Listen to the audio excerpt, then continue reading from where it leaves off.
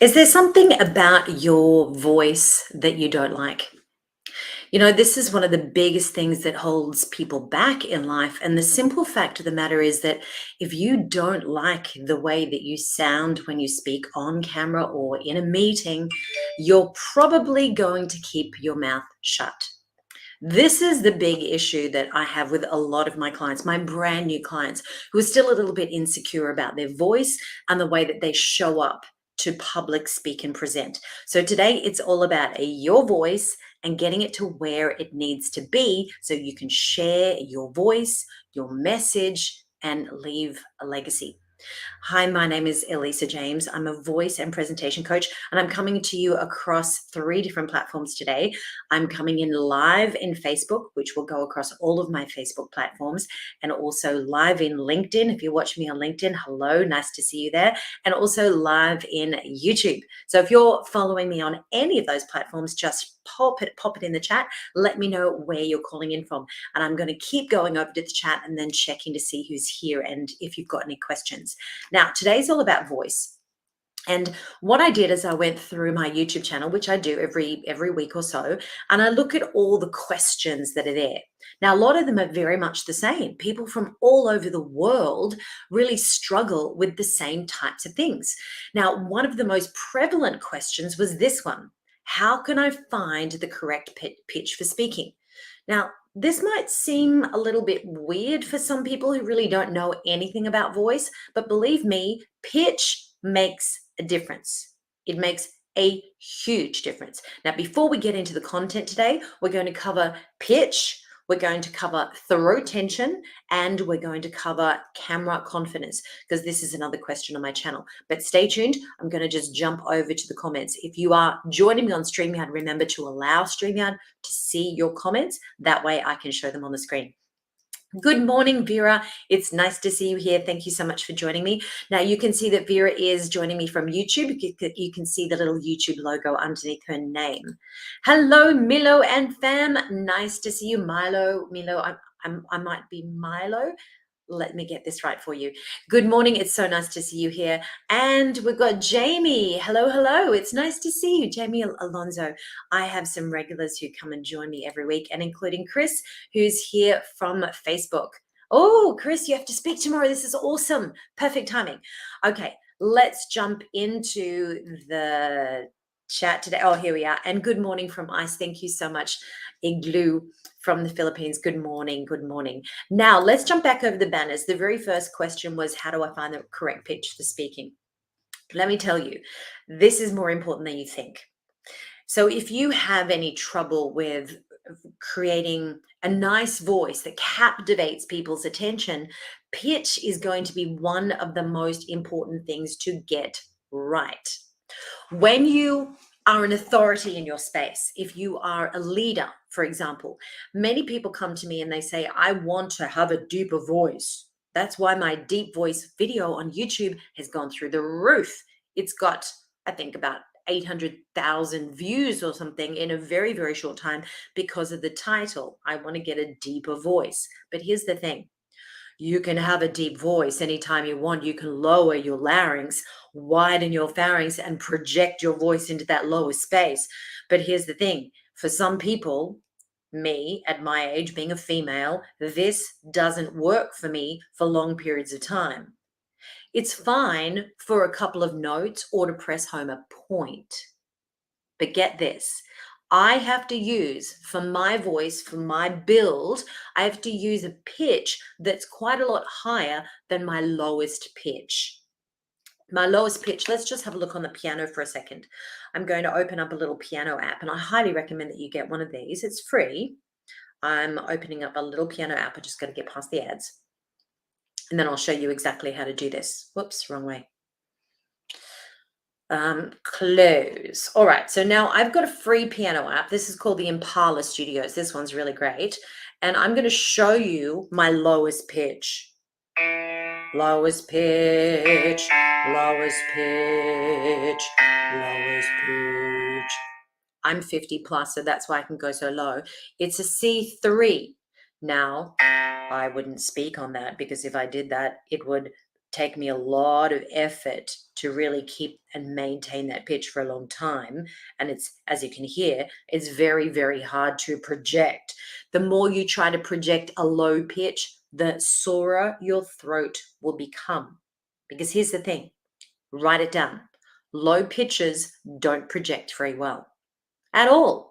La! If you use a higher pitch, it becomes brighter. It's a faster vibration of airwave and it goes to the ear much faster. It's much easier for your audience to hear that higher pitch every time. Now, I don't want you to speak like that because that's not going to make you sound like a leader. It's going to make you sound like an out of control person who's just a little bit flippant or whatever. You don't want to use a really high pitch either because that does not sound authoritarian.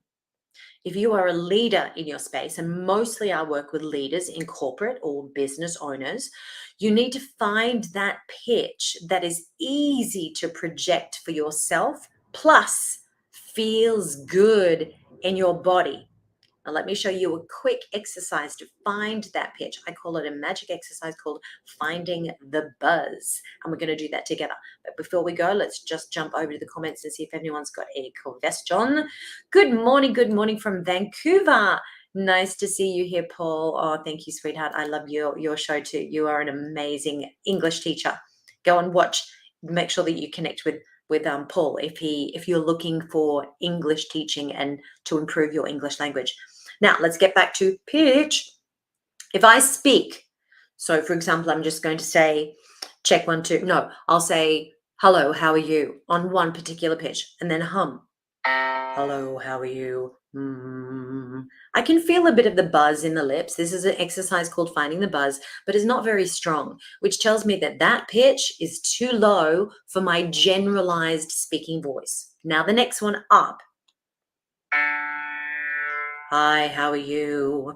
Now, because it's early morning here in Australia, I do have lower pitches than I usually would use because your voice box sort of is still settled into sleep position. That's why people sound different in the morning and the afternoon.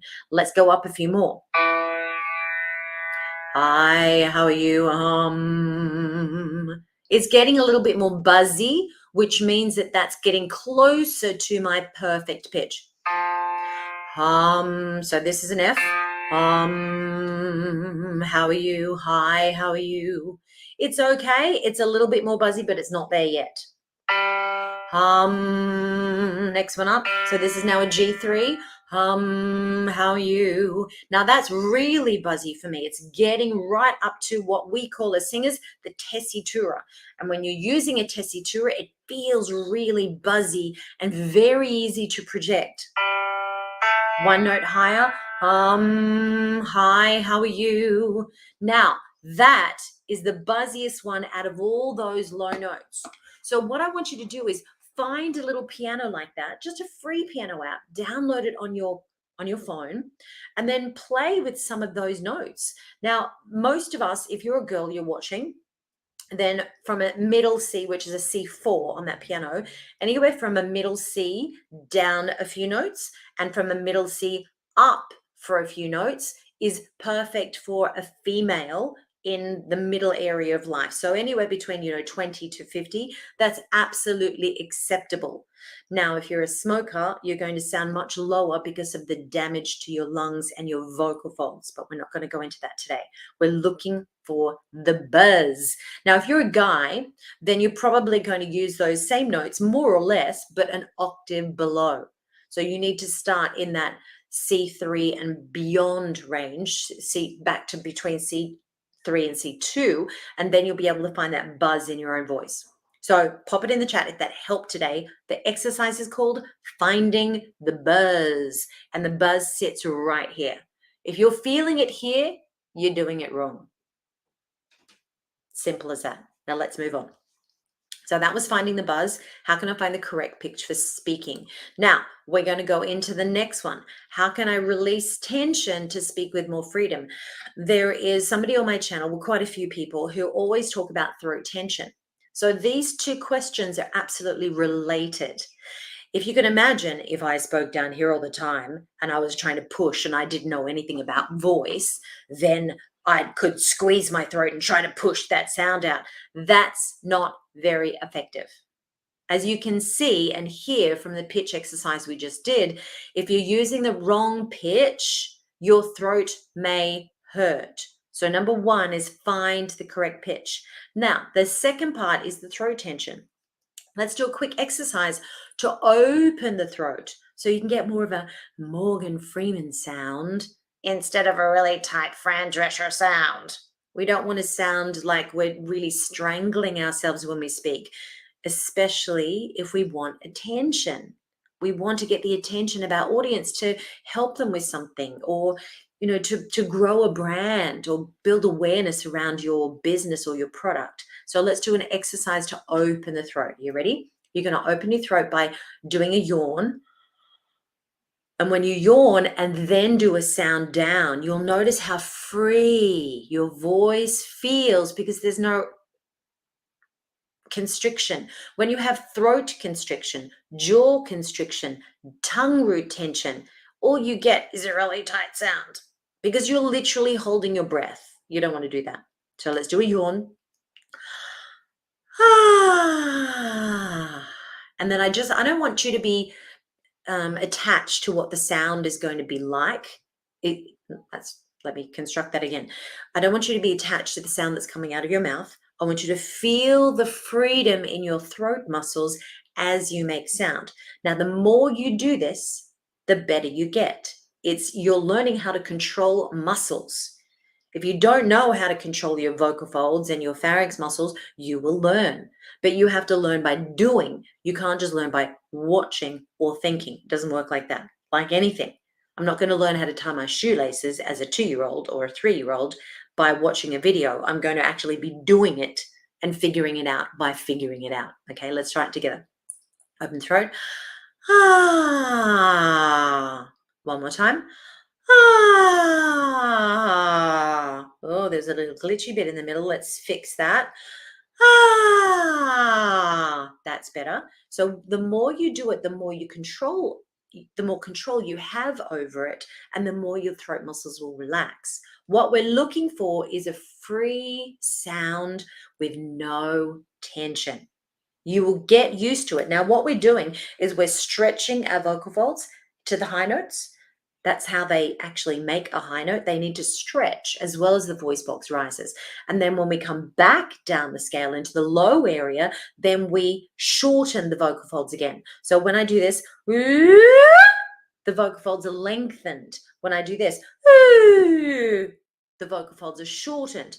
We have these antagonistic muscles, the shortener muscles and the lengthener muscles, that are constantly working when we're speaking or singing. And we just have to decide which one we want to be active.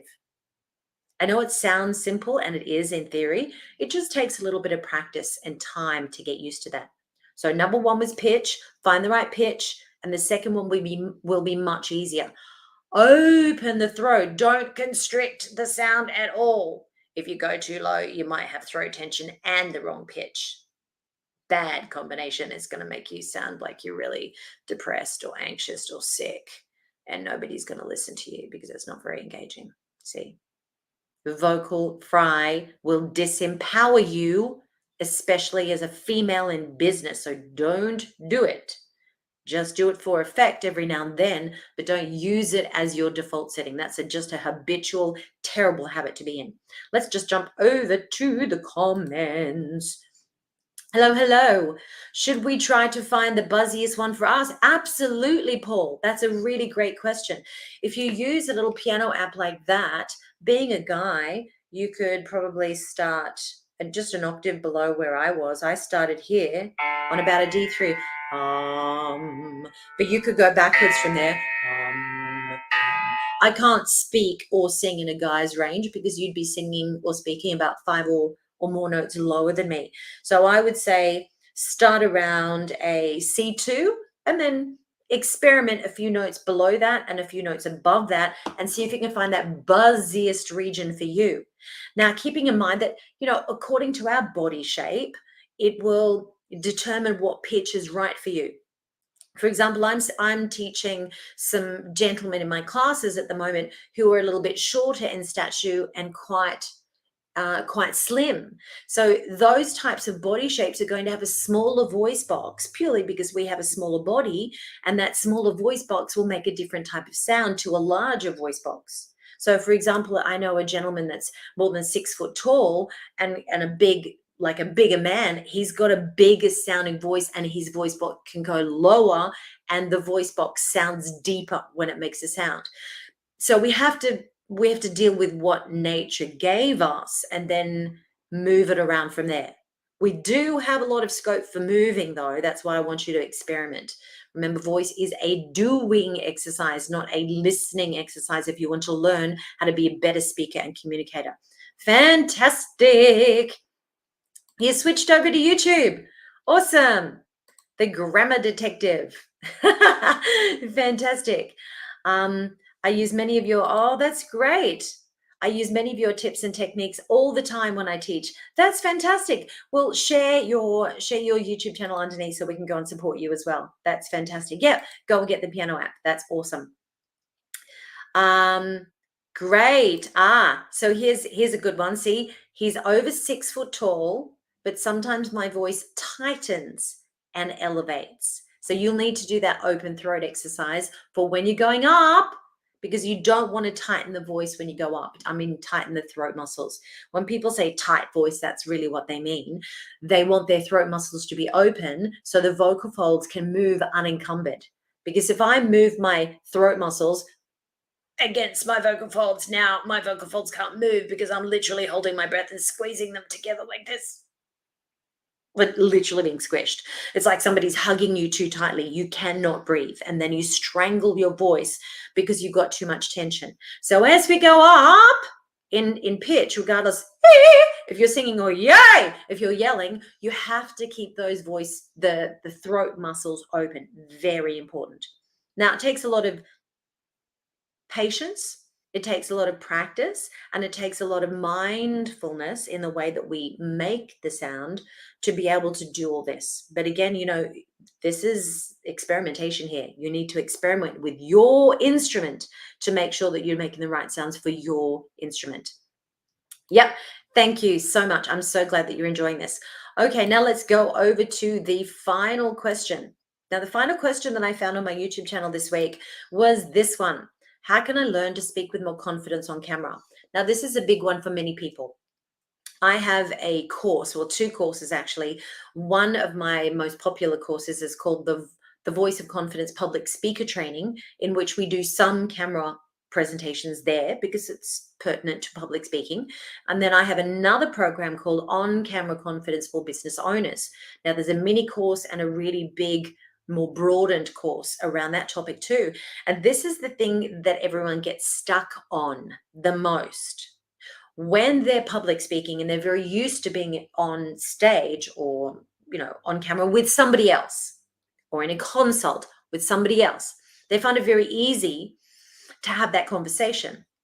But as soon as they put the camera on and there's literally nobody there, you're thinking that there's nobody there. You're just talking to a camera like I'm doing now. There's nobody in this room except me.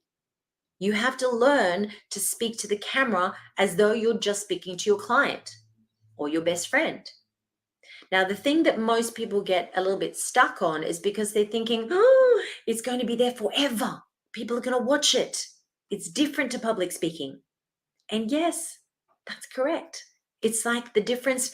I was a performer for 35 years, as many of you will know. When you're on stage, if you mess up on stage, and there might be 2,500 people in the audience, maybe people will notice, maybe they won't. Depends on how awful the mess up is, right? Once I dropped both batons when I was in a musical theatre production going around Australia called Barnum. I literally had a big solo and was throwing these batons in the air. Both of them dropped on the floor and rolled off the stage. Now, that you can't do over. There's nothing you can do.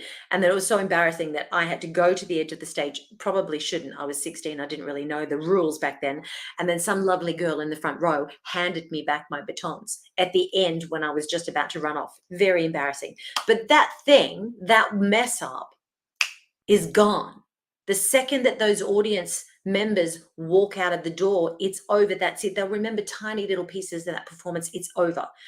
But the thing with camera is that, yes, we're making something, hopefully, that will be your legacy. So you want it to be good. I understand that. But here's the thing. It doesn't really matter when you're learning.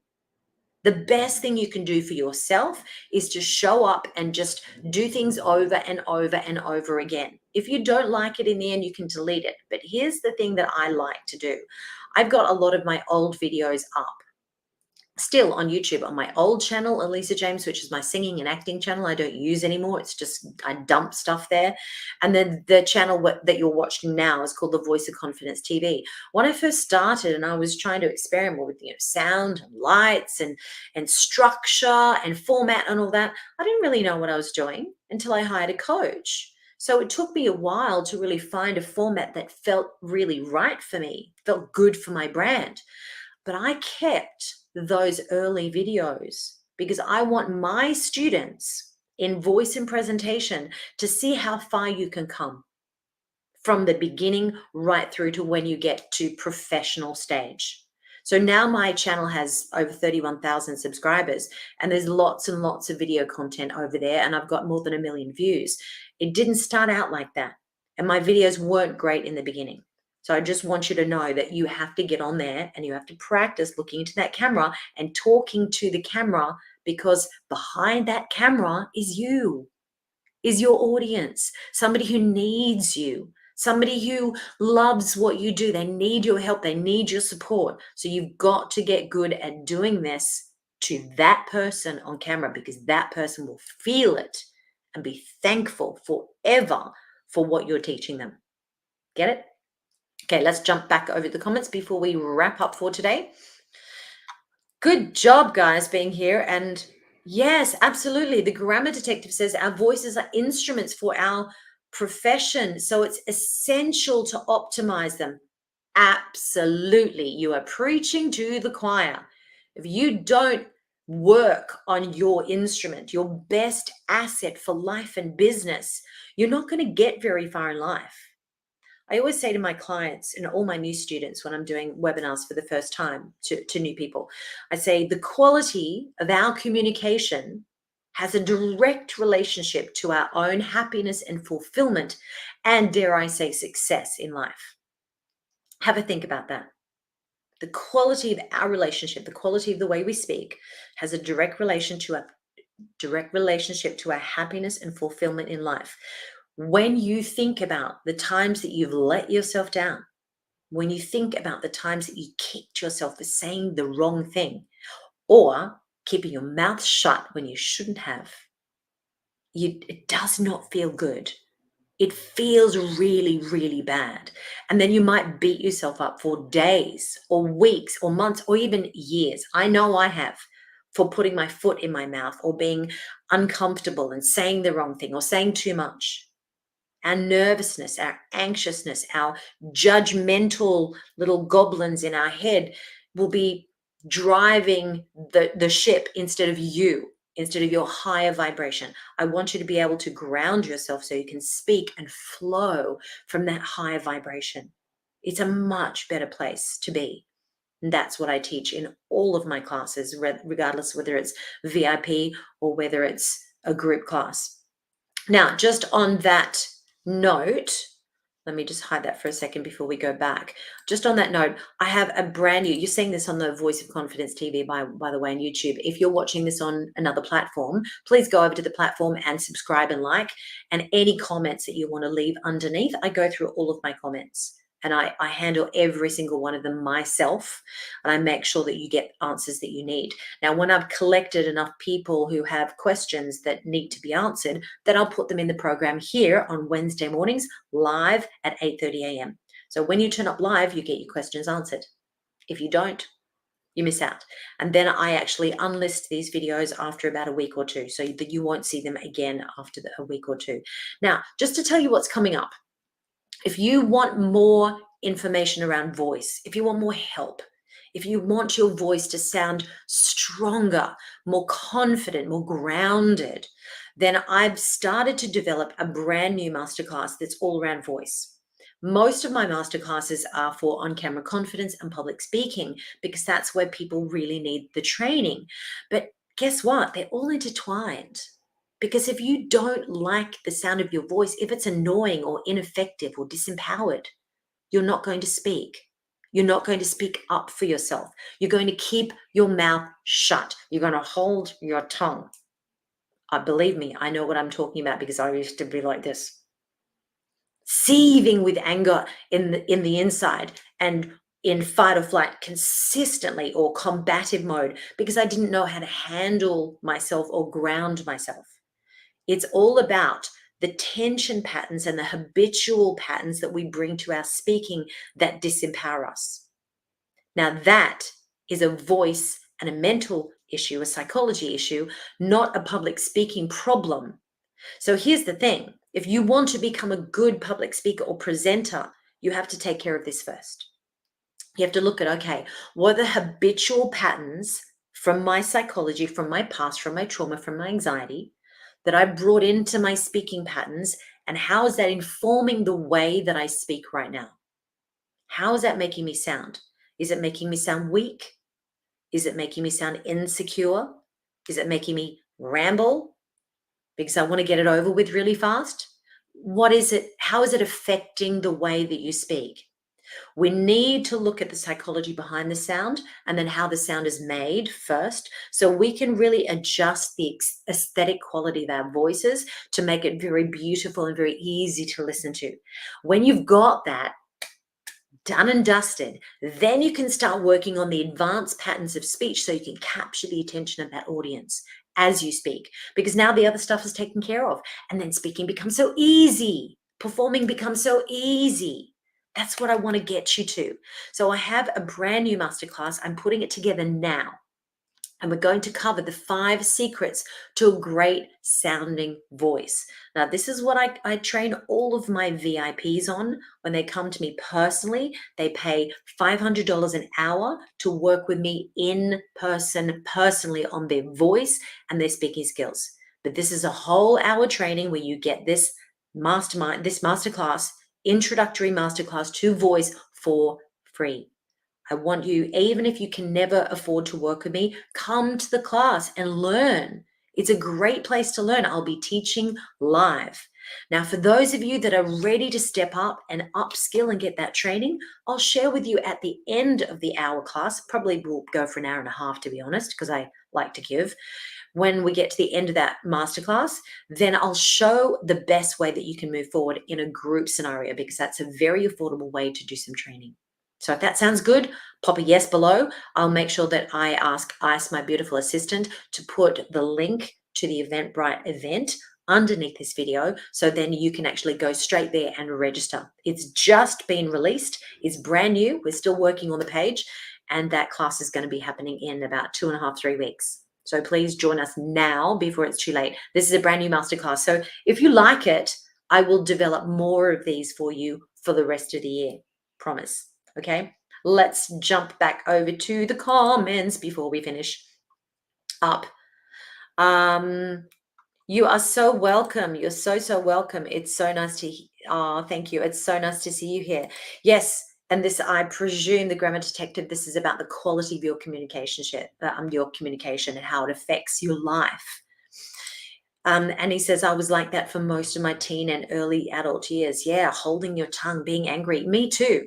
And it really affects everything that we do in life. It informs everything moving forward. And guess what? Bad news, guys. If you speak like that, or if you don't have good quality communication, your relationships will suffer too. Not only has learning all these skills over the last 35 years informed my career and made me much more successful as a person, but it's also connected me to people that are a much higher level type of people, a higher vibration type of people. When I was younger and I was combative and shy and insecure, I would attract bullies. I must have had this little sign on my head that said, come and bash me up, because I won't do anything. I'll hold my tongue and I won't tell anyone. You know, it's going to really inform the types of relationships you've had. And when I work with a lot of women who've been in an abusive relationship or a toxic environment for way too long, guess what? They had disempowering ways of speaking. That was affecting the people that they attracted into their lives. So if you're attracting the wrong type of people in your lives and you're wondering why life is so hard all the time, you meet the wrong guys, you get the wrong jobs, you never get a promotion, well, this is the place to start. Voice and communication skills. So glad you joined us, Chris. I'm glad I've learned to use my voice better with you, Elisa. Thank you so much. Yes, and we are absolutely smashing out your goals. Chris is in one of my classes. It's called the Voice of Confidence 90-day mentoring program. I love having you in that class and a VIP. You are so welcome. Thank you so much. I'm so glad that you've joined it today. And yes, if anyone has any questions or if you want to join our free masterclass, which is happening in about 3 weeks' time, just pop it in below and you'll see the link there live in the chat. Thank you for joining us. Mwah! Love you all so much. Thank you for joining us on this beautiful Wednesday in Australia. It is 8:30 a.m. on a Wednesday, and it's been a big week. It's been a really big week. Changes around the world going everywhere. So let's just watch our mindset and watch our voice and make sure that we make change for the good. It's time to use your voice of confidence. I'll see you next time. Bye.